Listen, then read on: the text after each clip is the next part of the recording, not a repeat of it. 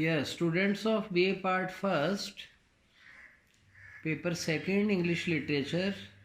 So, we have been continuing Dr. Radhakrishnan's Democracy. So, page number 92. The general effects of democracy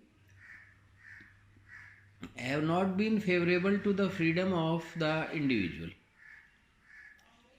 तो राधा कृष्णन कह रहे हैं कि जो सामान्य प्रभाव हैं लोकतंत्र के हैव नॉट बीन फेवरेबल, वो बड़े अनुकूल सिद्ध नहीं हुए हैं to the freedom of the individual, एक व्यक्ति विशेष की आज़ादी इसमें जैसी कही गई थी वैसी देखने को नहीं मिलती.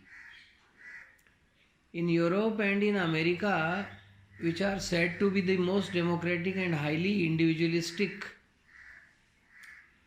यूरोप और अमेरिका में जिनके बारे में कहा जाता है कि जो सबसे ज़्यादा लोकतांत्रिक और व्यक्ति विशेष पर केंद्रित लोकतंत्र हैं, individual life is least regarded, वहाँ भी व्यक्तिगत जीवन बहुत ही कम प्रभावित हुआ है.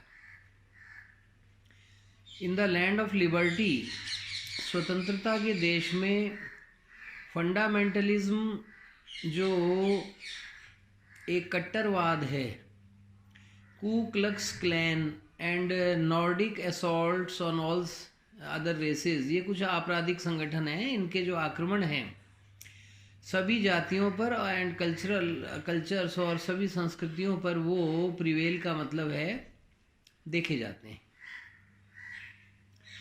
देर आर ऑर्गेनाइजेशंस, कुछ ऐसे संगठन हैं विच थ्रेटन डिसेंटिंग पॉलिटिशियंस, जो पॉलिटिशियंस को भी जो थोड़े से अलग मत के हैं उनको थ्रेटन करते हैं विद पर्सनल रिप्राइजल्स.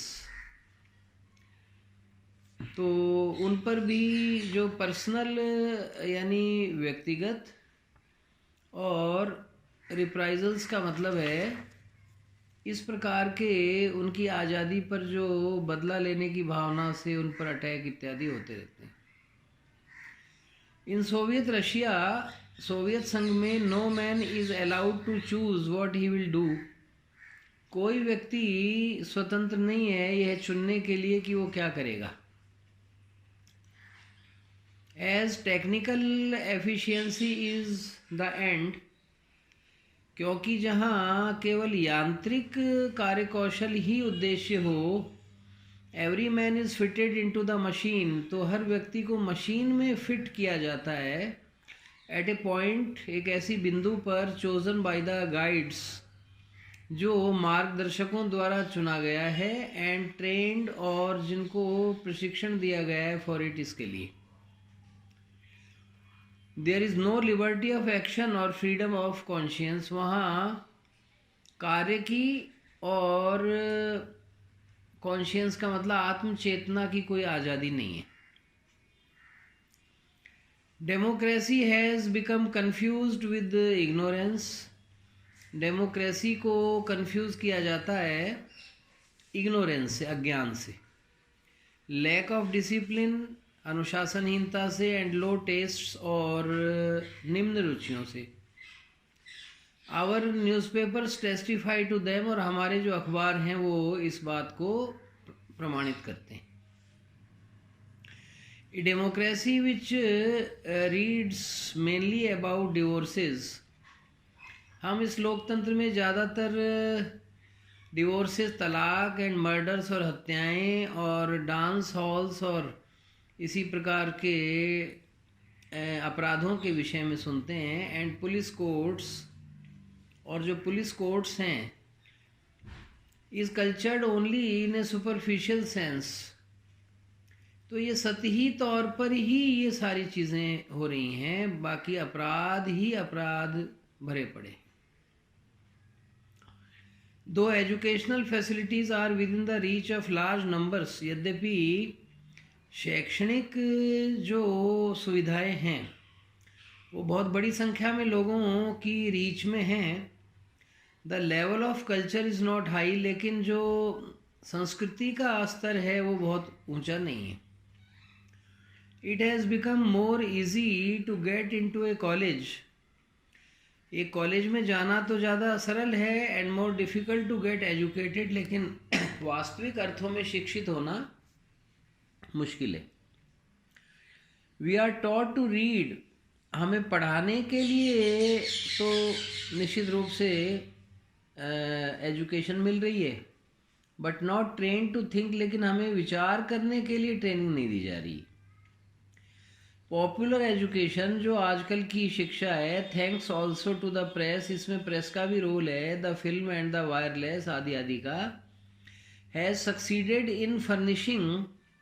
वो सफल हुआ है इन फर्निशिंग का मतलब है देने में, द एवरेज माइंड स्क्रैपीली दो समवॉट इफेक्टिवली. यद्यपि ज़्यादातर लोगों को ये सुविधाएं मुहैया हैं, with ill digested bits of fraud and junk. लेकिन वो जो शिक्षा जिस रूप में दी जानी चाहिए वो नहीं दी जाती है. Behaviourism and contraception and various odds and ends, तो ये सब चीज़ें तो हैं.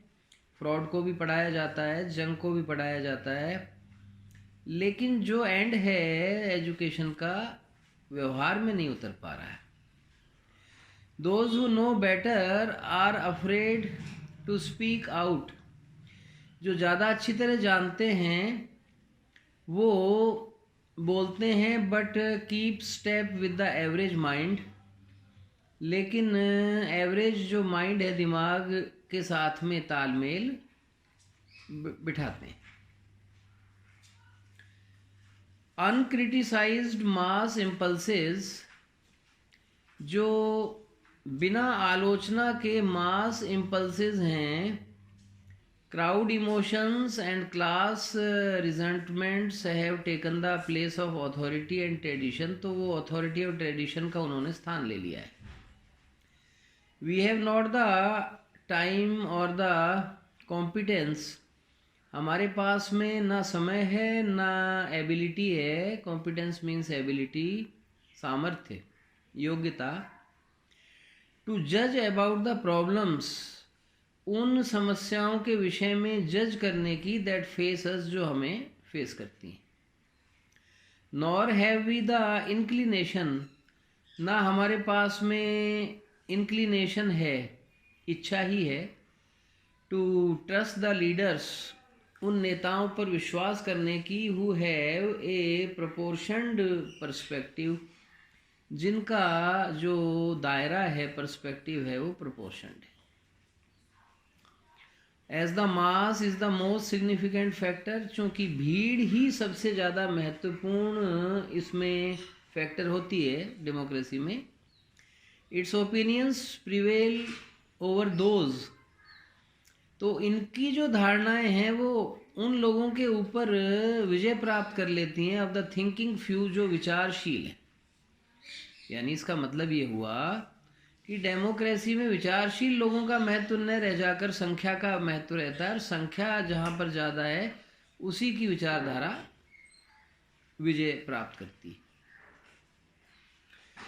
ए sort of Gresham's law of mental currency, एक प्रकार का ग्रेशम का नियम लागू होता है. ये मुद्रा से संबंधित बातें ग्रेशम ने लिखी हैं. तो यहाँ मेंटल करेंसी है, बाय विच, जिसके द्वारा गुड वेल कंसिडर्ड ओपिनियन, अच्छी और सुविचारित जो राय है, is being constantly driven out, उसे लगातार भगाया जाता है.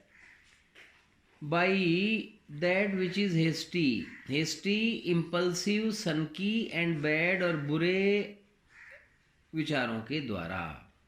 तो ग्रेशम ने कहा है कि अच्छी और बुरी मुद्राएं दोनों हों, तो इसी प्रकार से अच्छे और बुरे लोग भी जहाँ पर हों, तो अच्छे लोगों की कोई नहीं सुनेगा, अगर बुरे लोग संख्या में ज़्यादा हैं तो उनकी सुनी जाएगी.